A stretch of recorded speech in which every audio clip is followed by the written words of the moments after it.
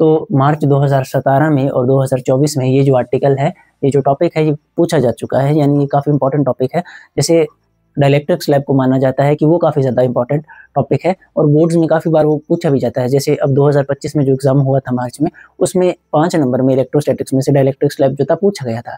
पर जस्ट इससे एक पिछले साल यानी कि 2024 में बच्चों ने सोचा होगा कि हम सिर्फ डाइलेक्ट्रिक स्लैब कर लेते हैं, ठीक है, उन्होंने कंडक्टिंग स्लैब छोड़ दिया होगा, तो उनके साथ तो काफ़ी बुरा हुआ, ठीक है, क्योंकि वो कंडक्टिंग स्लैब छोड़ आए, ठीक है, और एग्जाम्स में यही पूछा गया था। तो डाइलेक्ट्रिक स्लैब भी काफ़ी इंपॉर्टेंट है, पर हम कंडक्टिंग स्लैब को हल्के में नहीं ले सकते क्योंकि 24 में ये पूछी गई है और 25 में डाइलेक्ट्रिक स्लैब आई थी, 26 में हम बता नहीं सकते कि क्या पूछा जाएगा, पर ये जस्ट पास्ट ईयर्स के यानी कि 25 में नहीं 24 में ये पूछा गया था। इसके बाद नेक्स्ट वीडियो में हम डाइलेक्ट्रिक स्लैब पर ही बात करेंगे। तो चलिए देखते हैं कि कैसे करेंगे कंडक्टिंग स्लैब वाले इस आर्टिकल को।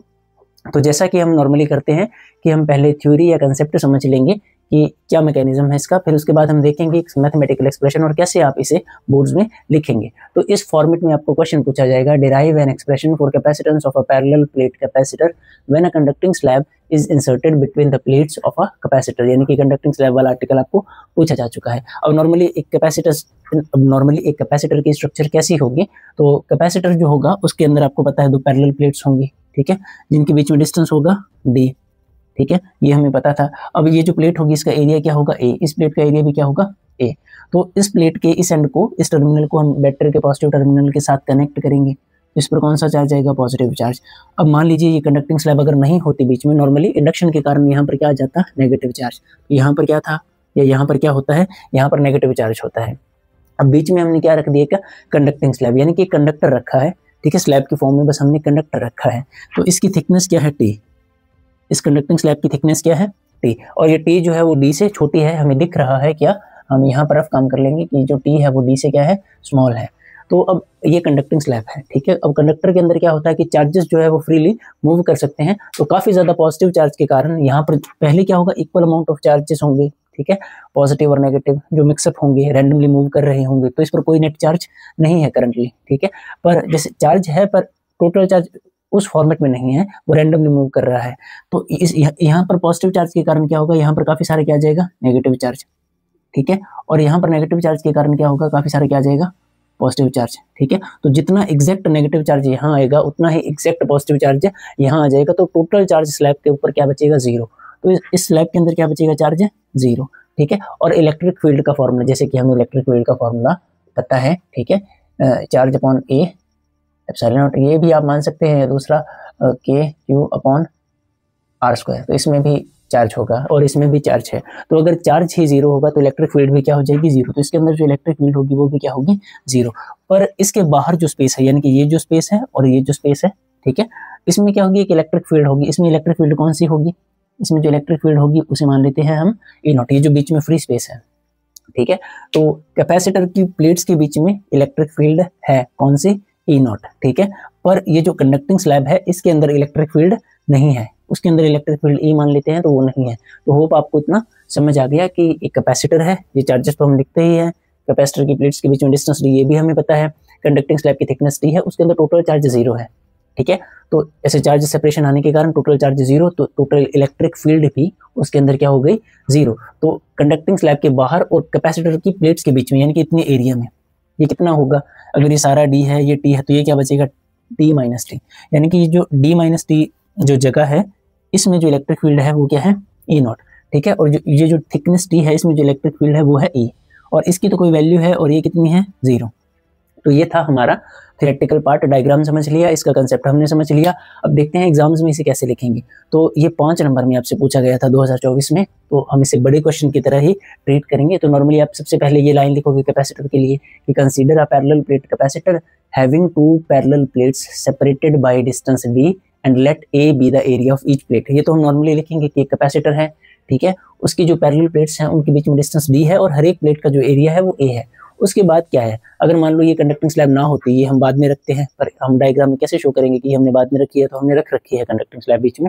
तो ये जो कंडक्टिंग स्लैब है अगर ये नहीं होती, यानी किसी एक नॉर्मल कैपेसिटर होता जिसके प्लेट्स के बीच में क्या है, नॉर्मल एयर है या फ्री स्पेस है, तो कैपेसिटेंस कैसे लिखते हैं, C not is equal to epsilon not A by D, ये हम कर चुके हैं एक आर्टिकल में, नॉर्मल कैपेसिटर।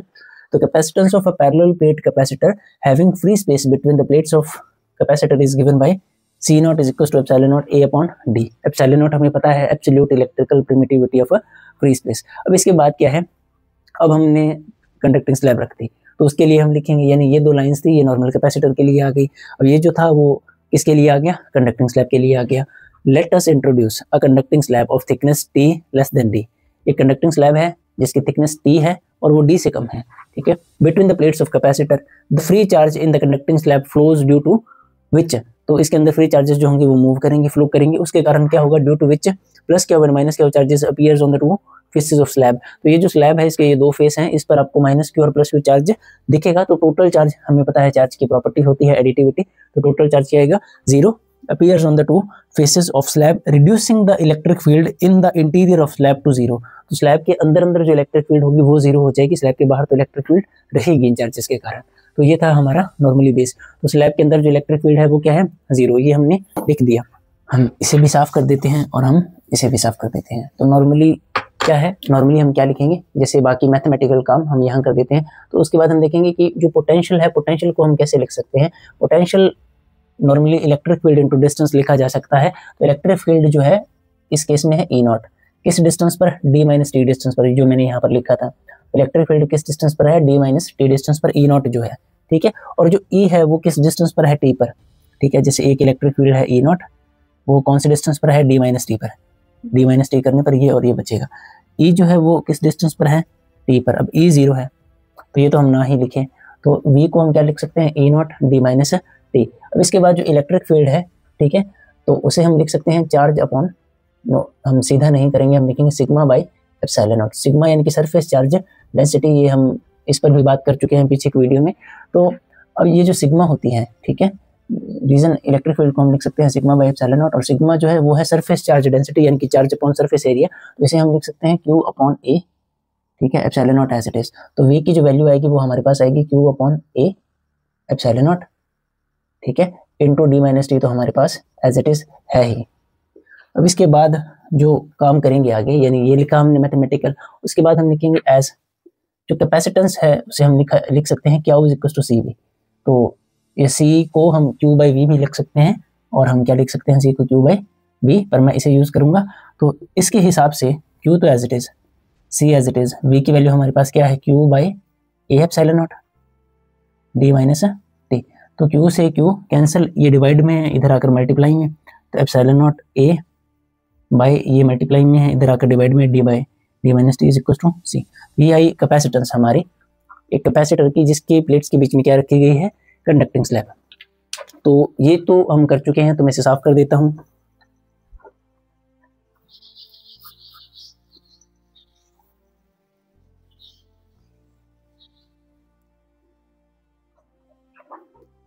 सब नॉर्मली इसके बाद क्या है, तो सी की जो वैल्यू है वो क्या आई हमारे पास, epsilon not A upon D minus T. अब नीचे से अगर हम डी कॉमन निकाल लेंगे तो अंदर बचेगा, डी बाहर गया तो 1 बचा, और जिसे बाहर निकालेंगे उसे अंदर डिवाइड में रखते हैं, तो यहाँ पर बचेगा माइनस टी अपॉन डी। जैसे डी को आप अंदर मल्टीप्लाई करोगे तो यहाँ पर डी और डी से डी कैंसिल, तो वापस टी, तो यही बचेगा।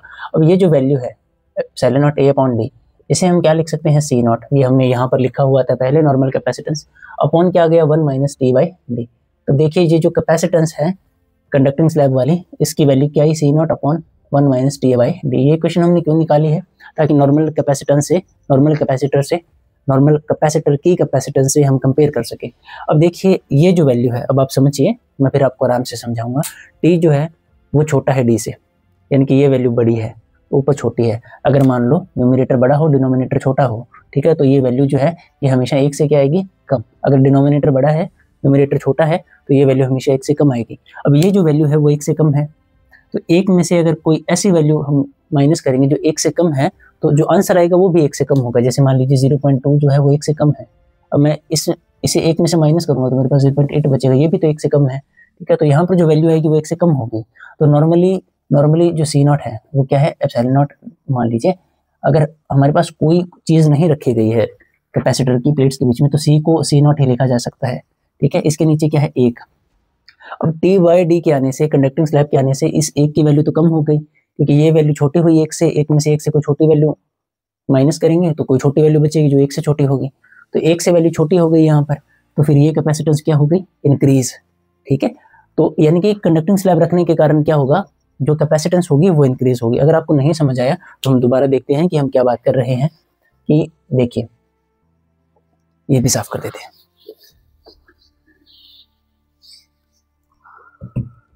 अब ये भी साफ कर देंगे।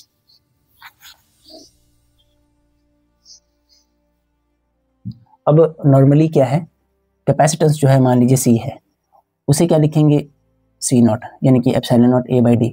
कब, जब प्लेट्स के बीच में कुछ भी नहीं है, ठीक है, तो C is equal to C not है। अब प्लेट्स के बीच में कंडक्टिंग स्लैब है तो वैल्यू आई ये, ठीक है। अब मैं मानता हूँ D 100% लेंथ है और T जो है वो हाफ है, यानी 50% हम मान सकते हैं। तो मान लीजिए मैं अपनी तरफ से आपको समझाने के लिए रफली यहाँ पर वैल्यूज लेकर चलता हूँ। C की value I C not, 1 minus ये 50 और ये 100, तो कैंसिल, तो 5/10 0.5 लिख सकते हैं हम, ठीक है। C नॉट बाई 1 माइनस 0.5, तो C नॉट बाई 1 माइनस 0.5 यानी कि 0.5। अब देखिए ये वैल्यू जो है वो क्या हो गई, कम। अब यहाँ पर नॉर्मली नीचे वैल्यू क्या है, 1, ठीक है। अब ये हमें पता है क्या है, इन्वर्स रिलेशन में कि अगर ये इंक्रीज होगा तो ये डिक्रीज होगा, अगर ये कम हो जाएगा तो ये इंक्रीज कर जाएगा। तो ये देखिए हमारे पास ये वैल्यू क्या कर गई, डिक्रीज, नीचे वाली वैल्यू, तो ये वैल्यू क्या कर जाएगी, इंक्रीज, ठीक है। So therefore by decrease in denominator capacitance increases, या नॉर्मली आप लिख सकते हो एज डिनोमिनेटर। आपको एग्जाम्स में बस इतना लिखना है, ये आपको समझाने के लिए था, ये एग्जाम्स में नहीं लिखना, ठीक है। इतना लिखना है बस, जैसे वो था फिर ये था, डायग्राम बनाएंगे, अब ये लिखेंगे as a denominator, as denominator of RHS right hand side is less than 1, therefore capacitance increases। तो जो कैपेसिटेंस होगी वो इंक्रीज करेगी, therefore capacitance increases on placing और इंट्रोड्यूसिंग, आप इंट्रोड्यूसिंग लिख लेना, कैपेसिटेंस इंक्रीजेस ऑन, ये इंक्रीजेस ऐसे लिख लेना।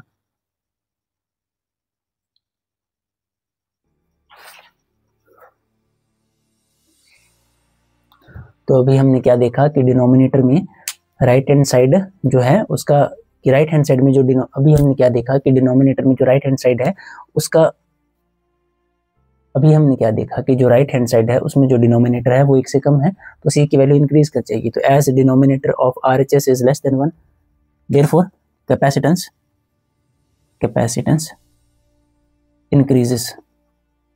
increases by introducing a conducting slab between the plates, ठीक है। तो होप आपने इतना नोट कर लिया होगा। इसके बाद हमारे पास एक सिंपल सी चीज बचती है जो है एक special case.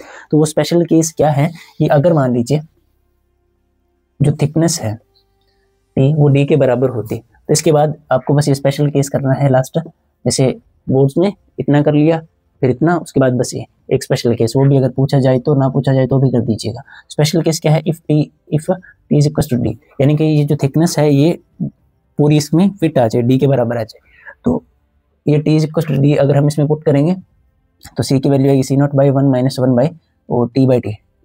T is equal to D है तो इसको या मैं T लिख दूँ या मैं इसको D लिख दूँ, T बाई T या D बाई D, यानी ये 1 आएगा, 1 माइनस 1 यानी 0 आएगा, C नॉट अपॉन 0 आएगा, तो समथिंग अपॉन 0, कुछ भी अपॉन 0 क्या बनेगा, इन्फिनिटी। तो कैपेसिटेंस क्या हो जाएगी, इनफाइनाइट हो जाएगी, ठीक है। देयरफॉर कैपेसिटेंस विल बी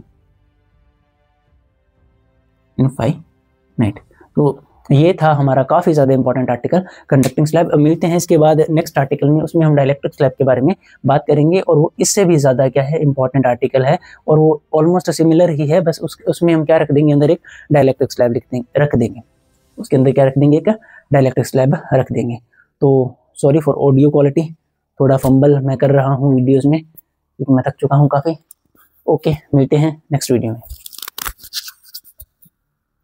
और हम इम्पॉर्टेंट वीडियोस की एक सीरीज बना रहे हैं, उसमें हम सारे इंपॉर्टेंट टॉपिक्स जो बोर्ड्स में आपको पूछे जाएंगे उन पर बात करेंगे, ठीक है। जैसे हम एनर्जी स्टोर्ड इन कैपेसिटर कर चुके हैं, अब हमने कंडक्टिंग स्लैब कर लिया, इसके बाद डाइलेक्ट्रिक स्लैब की वीडियो आ जाएगी, फिर ऐसे ही Wheatstone bridge, slide wire bridge, compound microscope, astronomical telescope, ठीक है। जितने भी इंपॉर्टेंट टॉपिक्स हैं वो सारे हम कवर कर देंगे 3rd यूनिट्स में भी, ठीक है।